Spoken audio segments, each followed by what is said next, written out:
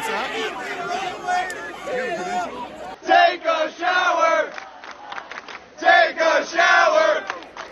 And listen, I think the good news here is that it really is these pro-American chads versus these really sick freaks.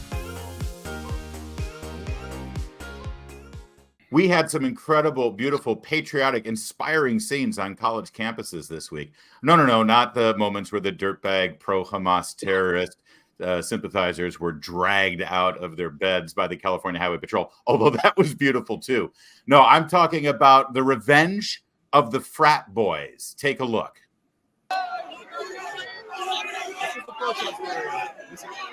What's that? Take a shower! Take a shower! We want some! We want some! We want some! That our flag was still there. Oh, say does that star-spangled banner yet wave? USA! USA! USA! USA! Why'd you tear down that poster? You're supporting terrorists. So I hope you tell all your people you're supporting a U.S. designated terrorist Are organization. you threatening me right now? I am not threatening you. You're supporting terrorists. You're supporting the genocide of Jews. You're supporting raping women. You're supporting killing babies and putting them in ovens, just like Hitler. I hope all of you know that. Well, that was scenes from University of North Carolina, Chapel Hill, University of Mississippi, Rutgers, University of Michigan. Yeah, the SEC, the ACC, and the Big Ten all showing up, and they were displaying exactly what we need to see right now to sort of cleanse us from what Columbia and UCLA has been showing us, and George Washington here in D.C. So, Matt Foldy, I mean, you're the closest one of all of us to being in college. What do you think of this? Are you surprised, first of all, that this sort of emerged now finally from your guys, your pals, your bros? I think you're right to point this out, because do you know how cool you have to be in the Jewish fraternity at U Chicago?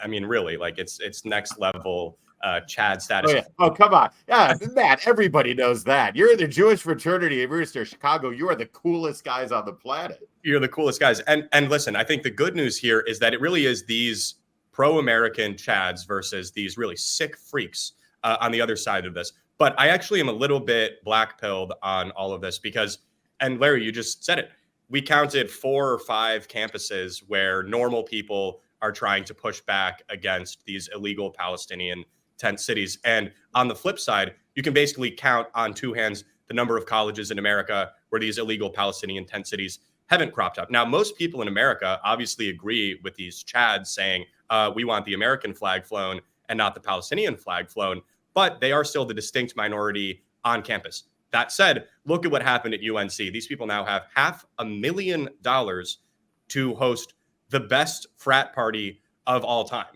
So people should take lessons from that. But unfortunately, it's going to take all of us, you know, the cool kids like me, the nerds, like people who aren't on this panel, all of us together to push back against the terrorists. But the frat stars cannot do it alone.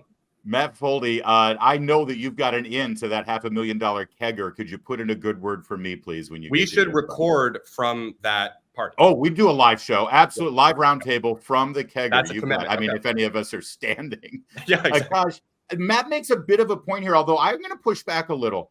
All us normies are out there, and we're the majority, but haven't we all been so beaten down over the last couple of decades to not show our toxic masculinity, just keep our head down? And let's face it, in all of those campuses, the faculty, the administration, they've been supporting the students. So it takes a lot of courage to step up and defy all of them and push back against what you know is wrong. That's the most remarkable thing, right? The remarkable part isn't that a bunch of frat boys stood up and said, actually, we're on the side of normal Americans and we're going to chant USA, USA against a bunch of pro-Hamas, protesters, right? It's that they're embodying an enormous portion of the country. I mean, how many times do you have frat boys and Republican politicians and progressive commentators on CNN agreeing that something is absolutely outrageous? These people are all on the same side against this tiny minority of pro-Hamas protesters on college campuses who, as you note, have plenty of university administrators and professors on their side. These guys are just representing a broad swath of the country in standing up and saying enough is enough. Kudos to them for having the courage and just saying enough is enough to stand up and do so on a college campus.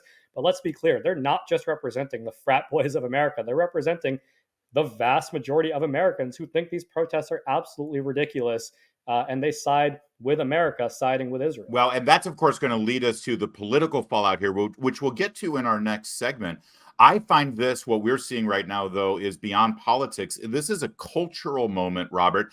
And listen, you served in a couple of administrations, and I think you go back even to the Reagan administration. Correct me if I'm wrong, but at that time, in the mid to late 80s, there was a cultural shift in America. That's why I'm sitting here, because I came of age as a young person when Ronald Reagan was president. That made a difference in my life.